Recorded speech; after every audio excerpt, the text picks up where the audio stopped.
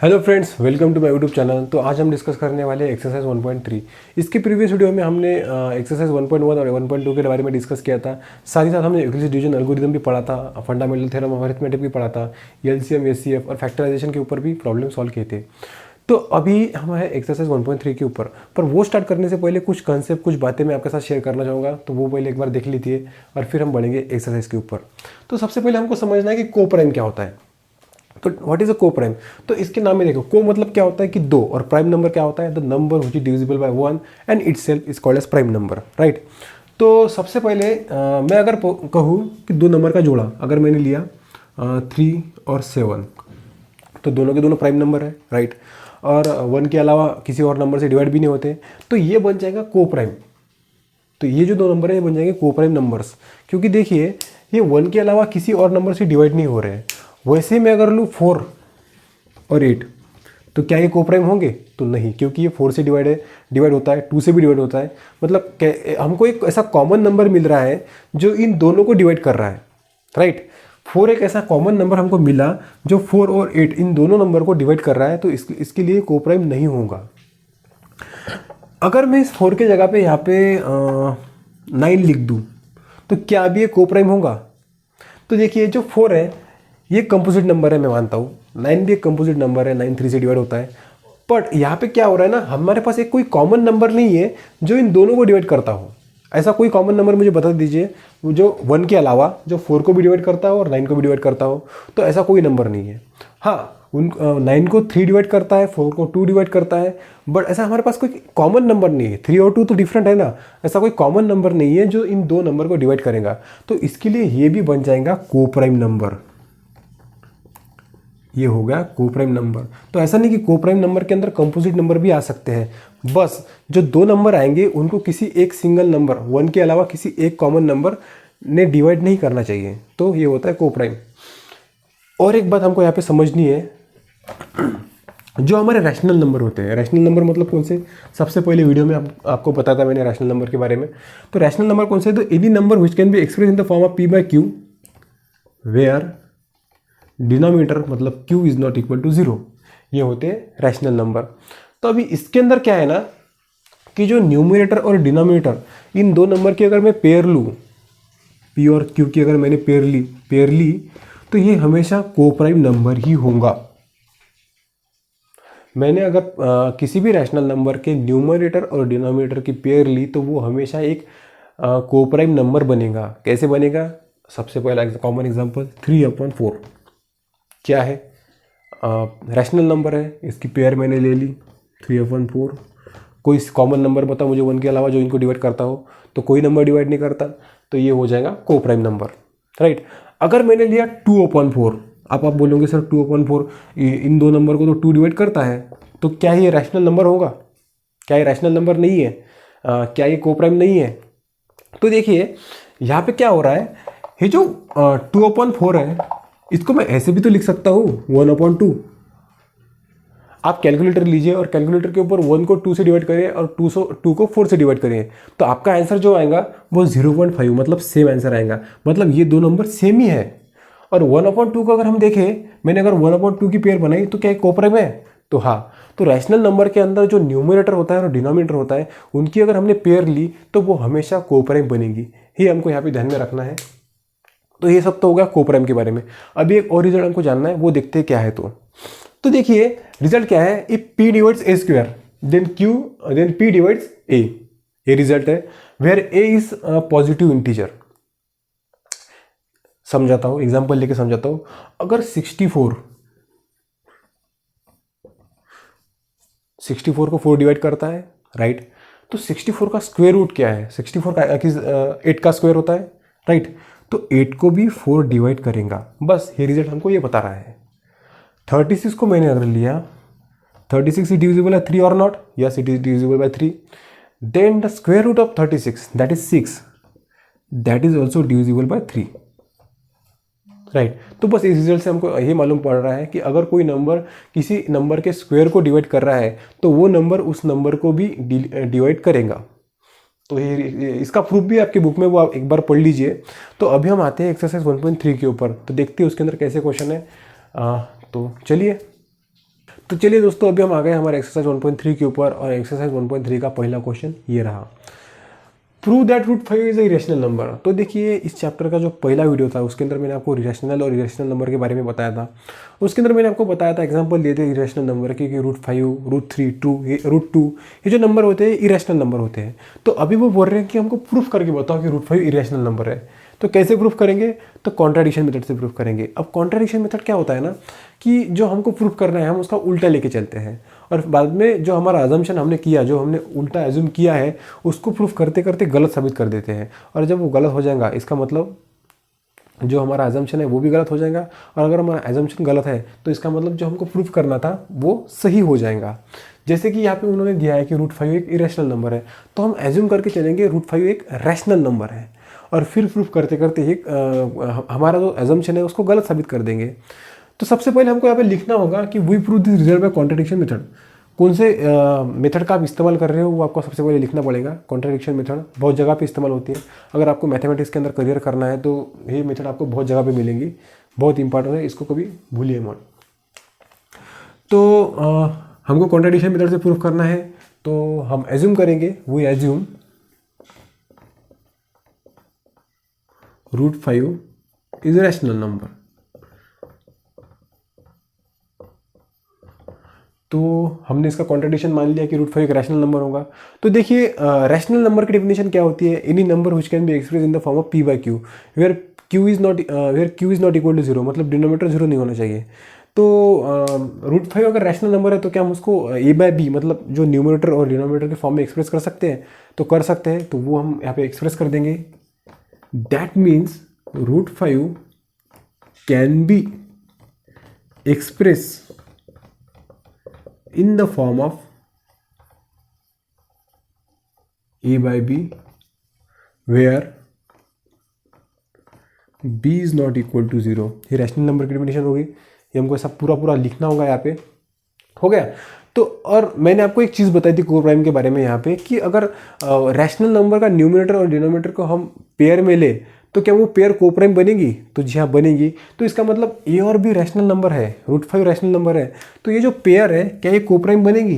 तो हाँ, A and B are coprimes, तो ये कोप्राइम बन गए। तो मैं लिख लेता हूँ इसको, रूट 5 को हमने एक्सप्रेस किया ए बाई बी इस फॉर्म में। अब देखिए, मैं स्क्वेयरिंग कर लेता हूँ बोथ साइड पे। तो स्क्वेयरिंग कर लूँगा तो स्क्वेयरिंग कर लूँगा तो रूट 5 का जो रूट है वो हट जाएगा। लिख लेता हूँ रूट 5 होल स्क्वायर अपॉन ए अपॉन बी होल स्क्वायर। तो ये आ जाएगा 5 अपॉन ए स्क्वायर अपॉन बी स्क्वायर। तो क्या मैं इसको अब ऐसा लिख सकता हूँ, इस b को अगर मैं इस साइड में भेज दूँ और 5 को यहाँ पे भेज दूँ तो 5 डिवीजन में चल जाएगा। तो ये आ जाएगा बी स्क्वायर अपॉन ए स्क्वायर अपॉन 5, राइट। तो अब देखिए, जो हमारा रिजल्ट था, जो हमने यहाँ पे प्रूफ किया था, जो आपको समझाया था मैंने, वो रिजल्ट क्या था कि अगर ए स्क्वायर मतलब किसी नंबर के स्क्वायर को कोई नंबर डिवाइड कर रहा है तो वो जो नंबर है वो नंबर के स्क्वायर रूट को भी, मतलब उस नंबर को भी वो नंबर डिवाइड करेगा। तो देखिए, if A square is divisible by 5 that implies A is also divisible by 5। तो मैं यहाँ पे वो लिख लेता हूँ that A square is divisible by 5, that means a is also divisible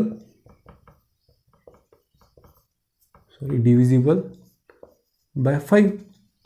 ये हमारा पहला स्टेटमेंट आ गया, ये पहला पार्ट है इस थ्योरम का। अभी हम मुड़ते हैं सेकंड पार्ट की तरफ। तो सेकंड पार्ट में क्या होता है, तो मैं जो हमारा ए है क्या उसको 5 मान सकता हूँ? क्यों नहीं मान सकता? क्योंकि रैशनल नंबर के अंदर जो न्यूमरेटर और डिनोमिनेटर कोई तो भी इंटीजर ही होता है ना, तो 5m इंटीजर नहीं है, तो 5m एक इंटीजर होगा। तो क्या मैं इसको a इक्वल टू 5m लिख सकता हूँ? जी ज़रूर लिख सकता हूँ। तो मैंने लिख लिया a इक्वल टू 5m। तो अभी देखिए हमारा क्या था, रूट 5 को अभी तक हमने इरेशनल प्रूफ नहीं किया, तो रूट 5 एक रैशनल ही रहेगा। अब इस a के जगह पे मैं इस 5m को लिख सकता हूँ, हाँ लिख देता हूँ, ये हो जाएगा 5m अपॉन b। तो अभी यहाँ पे जो मैंने स्टेप की वही स्टेप मैं वहाँ पे रिपीट करता हूँ, दोनों साइड पे स्क्वेयरिंग कर देता हूँ। तो क्या हो जाएगा, root 5 whole square upon 5m whole square, 5m upon b whole square. तो फिर से रूट हट जाएगा, ये आ जाएगा 5 और ये 5 का square 25 m square upon b square. अब फिर से इस 5 को मैं ए साइड भेज दूँ और ये बी को वो साइड भेज दूँ तो क्या हो जाएगा, ये आ जाएगा that implies b square equal to 25 m square upon 5।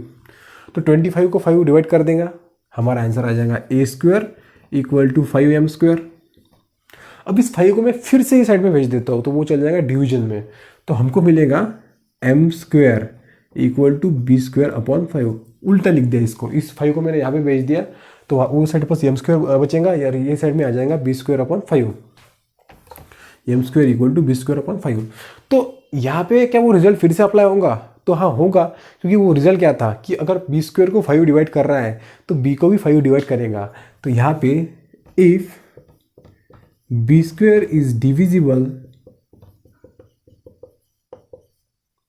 Bye 5 that implies, वो इम्प्लाई करेगा कि बी इज ऑल्सो डिविजिबल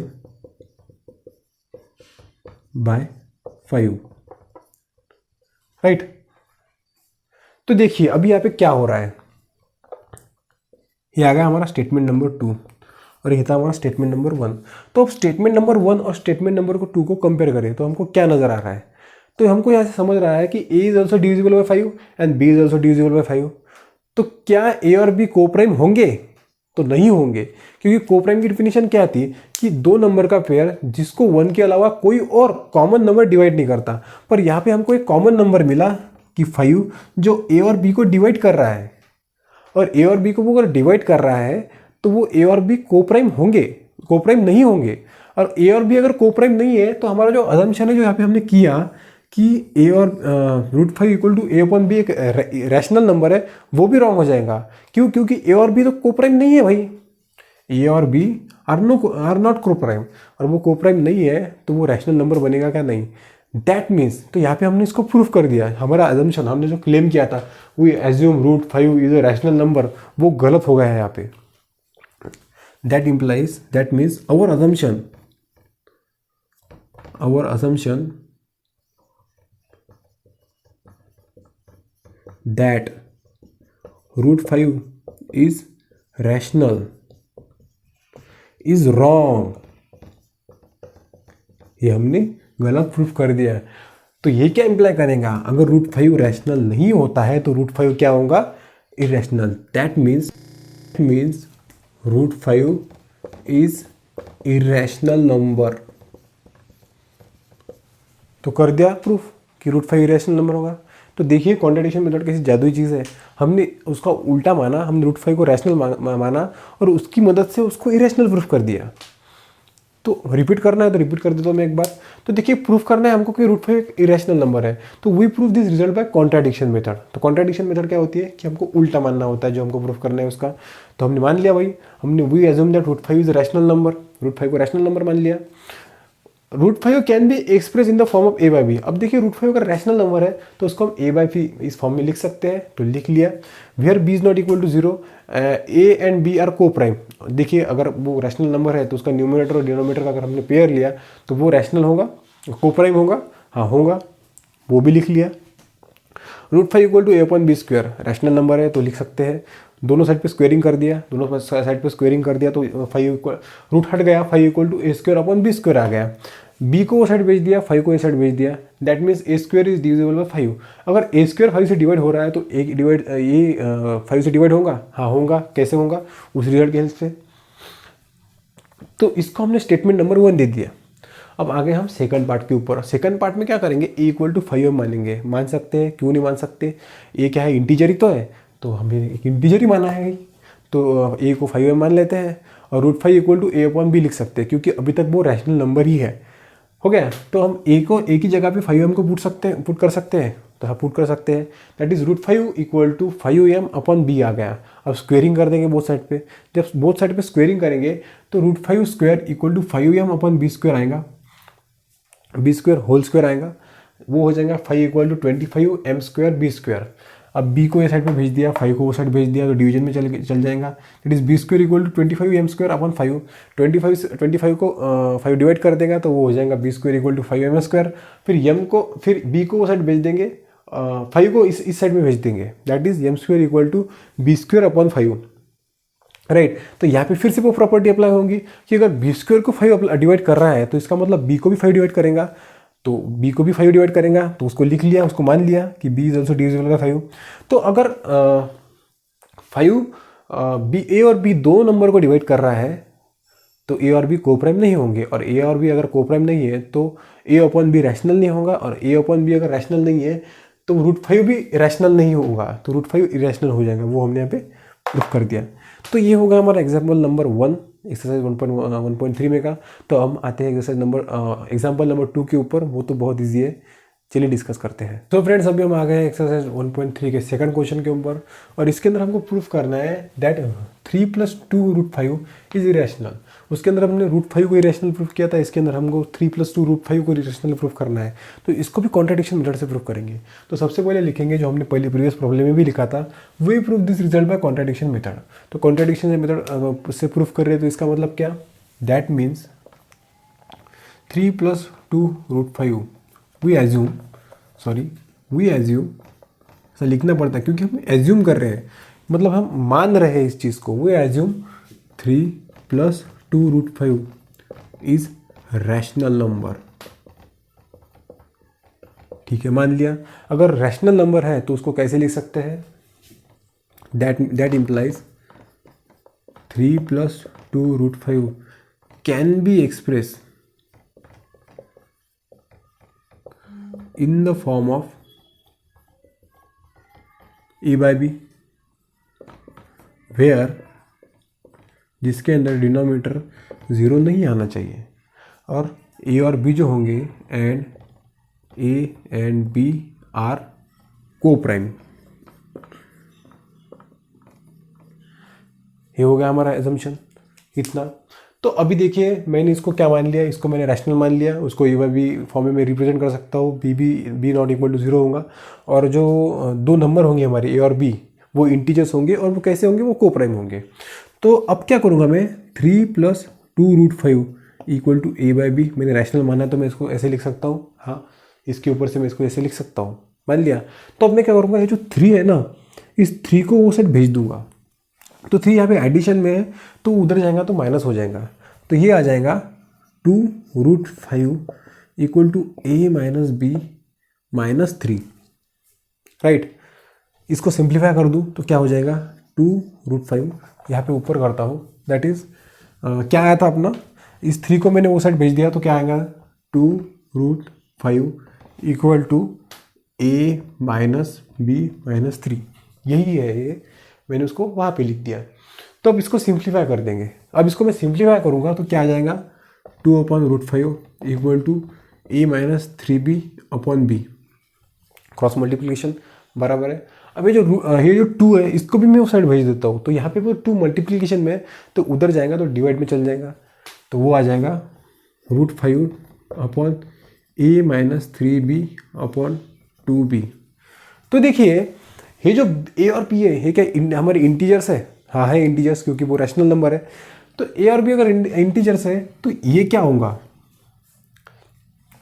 क्योंकि इसके डिनोमिनेटर भी b है, इसके न्यूमरेटर में a और b है, तो ये जो बनेगा, ये जो इसका न्यूमरेटर जो है वो भी एक इंटीजर बनेगा, b भी एक इंटीजर बनेगा। तो इसका मतलब ये एक फॉर्म है, कौन सा फॉर्म है, जो रैशनल नंबर का फॉर्म होता है। इसको अगर मैं p/q मान लूँ, जिसके अंदर p equal to a - 3b है और q इक्वल टू 2b है, तो ये एक रैशनल नंबर का फॉर्म है, राइट। तो ये जो होगा √5 यहाँ पे रैशनल नंबर हो रहा है, इसके मतलब इसकी मदद से। बट हमने यहाँ पे अज्यूम क्या किया था कि 3 + √5 रैशनल नंबर है, हमने √5 को अज्यूम नहीं किया था, और वो हमारा प्रीवियस प्रॉब्लम है, हमने उसके अंदर प्रूफ किया था कि √5 is irrational number. That means by previous problem we proved √5 is irrational number, कि भाई तुम यहाँ पे √5 जो इरेशनल नंबर आ रहा है, रैशनल नंबर आ रहा है, वो तो हमने प्रूफ किया है कि वो इरेशनल नंबर है। तो ये रैशनल नंबर कैसे होगा, इसका मतलब हमारा अजम्पशन था, that implies our assumption that 3 + 2√5 is rational number is wrong, ये गलत है। तो इसका मतलब क्या, जो हमारा 3 + √5 है इज अ इरेशनल नंबर, है ना इजी। जो प्रीवियस क्वेश्चन था वो हमको इजी लग रहा था, अगर हम इसको देखें तो यह थोड़ा हार्ड लगता है, बट एक्चुअली में ये बहुत इजी क्वेश्चन है, क्योंकि हम जो हमारा प्रीवियस रिजल्ट है जिसके अंदर हमने √5 को इरेशनल प्रूफ किया था उसका हम यहाँ पे यूज़ कर रहे हैं। यहाँ पे जो हमारा √5 है वो p/q फॉर्म में आ रहा है, राइट। और वो p/q फॉर्म में आ रहा है, बट हमने प्रूफ किया है ऑलरेडी कि √5 जो है वो एक इरेशनल नंबर है। तो √5 इरेशनल नंबर है तो वो p/q फॉर्म में कैसे आ सकता है, नहीं आ सकता। तो इसका मतलब जो हमने अजम्पशन किया था कि 3 + 2√5 एक रैशनल नंबर है वो रॉन्ग है, और इसका मतलब 3 + 2√5 एक इरेशनल नंबर होगा। इसको हम प्रूफ कर दिया, दैट इज हिंस प्रूफ्ड। तो ये हो गया हमारे एक्सरसाइज 1.3। इसके बाद एक क्वेश्चन और है और जिसके अंदर ऐसे ही एग्जाम्पल है, वो मुझे लगता है कि आपने ट्राई करना चाहिए, आपको भी थोड़ी प्रैक्टिस होनी चाहिए इस चीज़ की। तो नेक्स्ट वीडियो में मिलेंगे। अभी हम एक्सरसाइज 1.4 के ऊपर वीडियो बनाऊंगा, कल तक वो वीडियो आ जाएगा। वीडियो एंड करने से पहले आप लोगों से एक छोटी सी रिक्वेस्ट है जो मैं हमेशा बोलता हूँ कि प्लीज़ हमारे चैनल को सब्सक्राइब करिए, वीडियो को लाइक करिए और शेयर करिए। Thanks for watching.